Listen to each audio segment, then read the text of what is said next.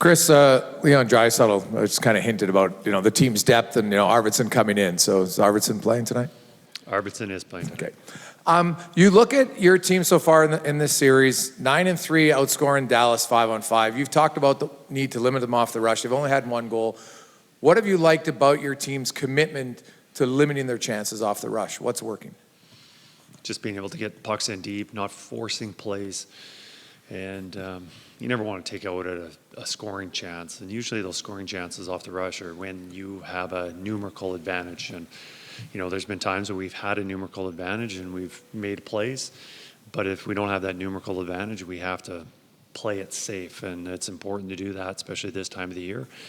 And I think we've done a pretty good job of managing the puck and doing the right things and not feeding their transition. So that's continually message from me, and that's not just the forwards, it's the defensemen needing to get pucks in deep. And it also applies in the offensive zone where defensemen need to get shots through and not getting blocked. Forwards, especially with the puck down low, can't be making those blind passes to the slot, giving it away, and that feeds their transition. So we just have to keep on doing those details.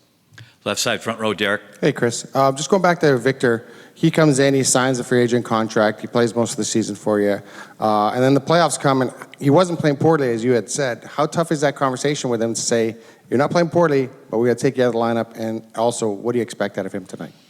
I expect him to pick up right where he left off, and that line, and lines won't be exactly the same, but when he left, Podkolzin, himself, and Janmark really played really well, and I think there are 4 really important goals in about a 6-game span, and I just think with his game, he adds speed.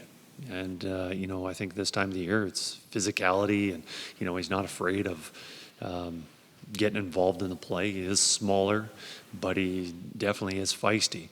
But I think with his attributes, obviously, I think he's a smart hockey player. He's got good puck skills. But something that really adds to our team is speed. And I think the last game we could have used a little more of that and getting in on the forecheck a little bit faster, maybe a little more off the rush, pushing their defenseman back. He'll help us with that. Right side, second row, David. Just had 2 quick ones. Matthias and Calvin, can you give an update on their status? Ekholm will not play tonight. Calvin will be our backup. And then secondly, we had Zach Hyman here a minute ago, and he talked about he was asked about his physicality, and he said everyone's kind of doing things out of their comfort zone. How, as a coach, do you instill that ability to say to guys, things you might not do on a regular basis to win the cup, you're going to have to do? Well, obviously we have to adjust our game, team game, individuals, to whatever we need. We might be playing a physical team, we might be playing a fast team, wide open, whatever it is. We have to adapt and change how we're playing to have success. And by no means did I encourage Zach to set a record on hits, especially my 70 goal scorer from the previous year, to do something like that. But the guys are very motivated, very dedicated to do whatever's necessary to win hockey games. And Zach feels that he can help us out with, maybe he's not scoring every night, that he can have that physical presence. And Zach's an excellent forechecker. He's fast. He can read the play. He can get there.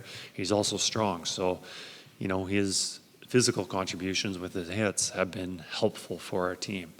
I can go through the lineup, and there's other guys who have altered their game a little bit just to help our team. So, Zach is a great example of that.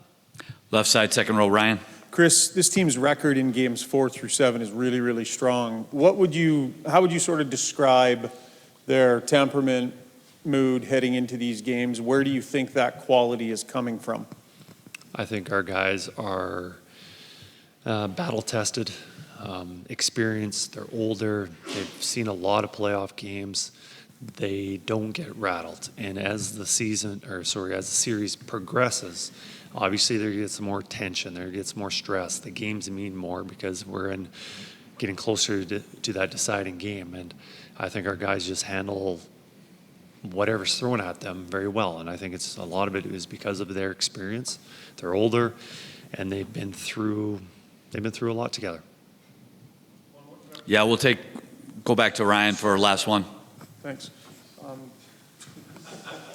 Pierre's got somewhere to be. Just on your lines, I know you're not going to tell us, but you get away from Draisaitl and McDavid on separate lines, and you get some results there late in that game. So, what's your thought process heading into this one about did you feel the need for some significant change after that second period in the last game, or you think you'll leave things closer to the same? Well, in the third period, I liked our game was much better in the third period than it was in the second period.